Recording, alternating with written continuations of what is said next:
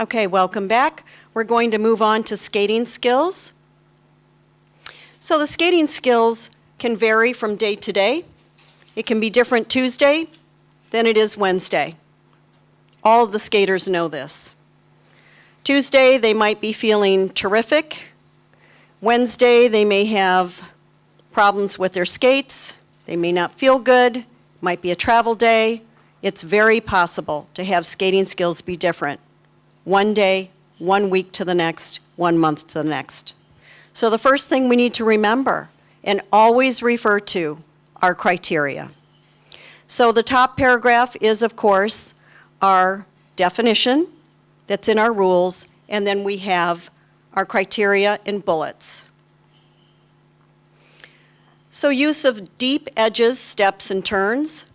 Sometimes the most simple step can be performed on an incredibly deep edge. If they choose to show this to us, we must recognize it. There's a difference between a spread eagle done with quality and a shallow edge and one exhibited as beautifully as this particular skater is showing us. We can only award the criteria if they choose to put it in their program, and it's up to us to recognize whether we see all bullet points of the criteria chosen by the skater to be illustrated in the program.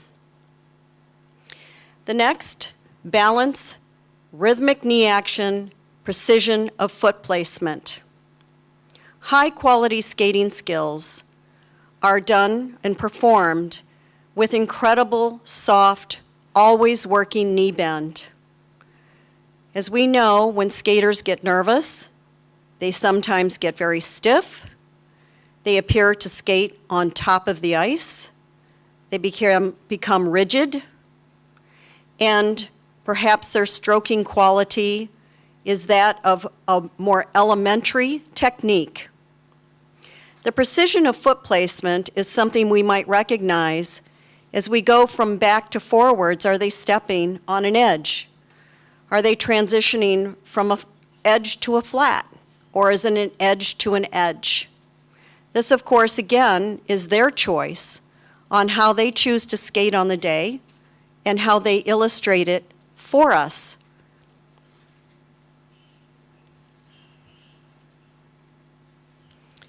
Another criteria, varied use of power, speed, and acceleration. Varied use of power doesn't mean, am I skating slow and then skating fast? Varied use is, how do I achieve going slow and how do I achieve going fast? Sometimes at a slower speed, they may choose to show us some difficult turns or some incredible edges, and it might be on purpose. It doesn't mean that it's not quality. It can be part of their choice of how to show us their skating skills incorporated into the program. Speed and power are impressive, but how do they achieve it?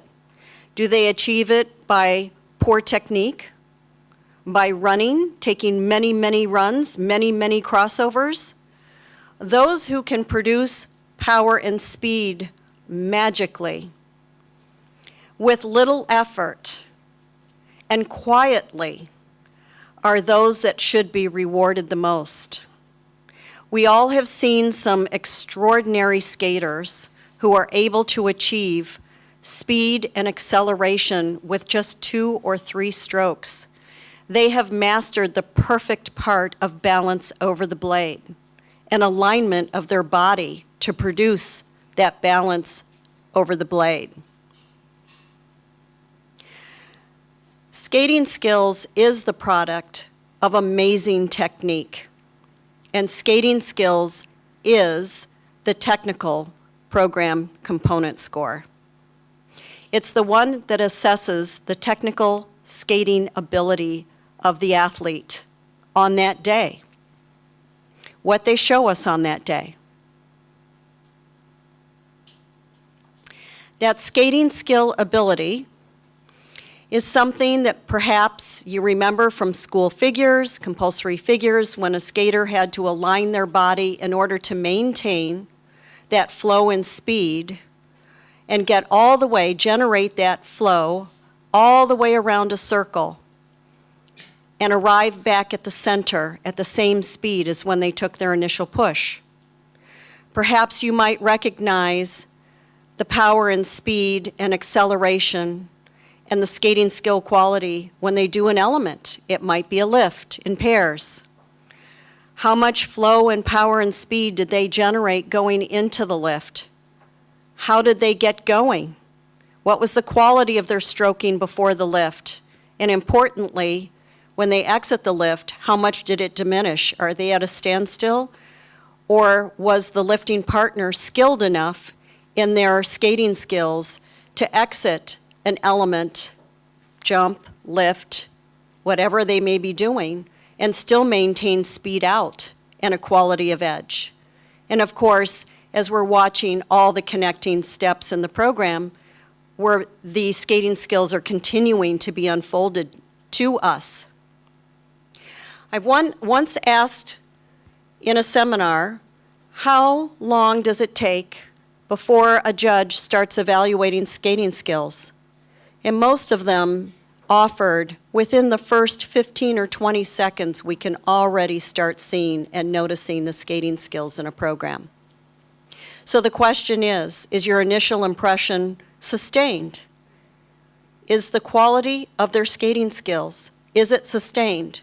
Or does it diminish as the program goes along? Are they just illustrated for us between elements, throughout the program, and to what degree? All of our judging challenges are to recognize qualities and errors, and we apply our numbers based on to what degree do we recognize qualities and errors. So again, for our program components, we must know the criteria, recognize the criteria, and then assess the degree of quality and errors and arrive at our score.